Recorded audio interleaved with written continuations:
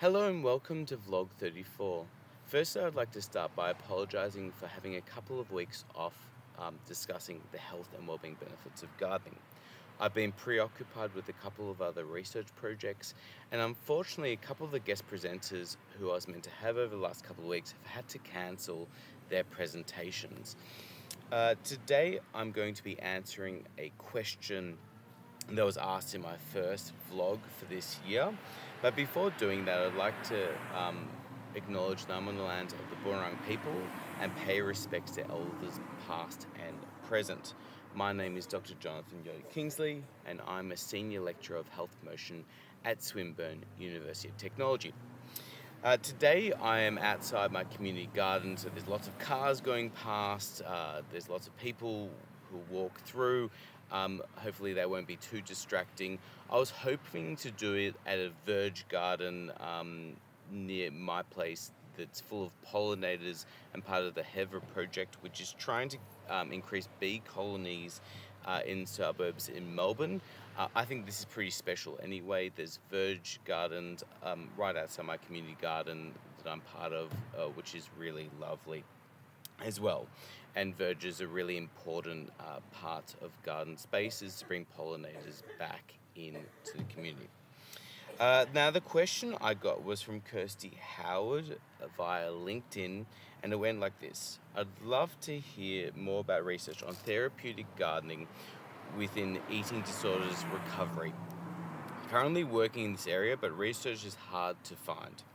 Now, before explaining what I found from doing my search, I'd like to acknowledge that I am not a specialist in eating disorders, and I will just report on what I found by looking at the academic literature out there. And what I did was I searched the Swinburne Library database. Then I went on to specific academic databases like Web of Science, Scopus, EBSCOhost, Google Scholar, and ProQuest. And I put in search bars such as eating disorders plus gardening to see like as much as I possibly could find on this topic. I didn't do an exhaustive list. I probably looked for around an hour, and from what I found was there's very little information in this space around eating disorders and gardening. What I did find was there was Craig Shellquist in 2009 in Communities claimed gardening can lessen eating disorders symptoms. But there was no references to back that up, nor did this seem to be peer-reviewed, so it was someone's opinion of what it would do. There are some papers out there that look at dietary behaviour of people who garden or dietary and cooking habits, which seem to have a positive impact on what people eat based on their gardening habits.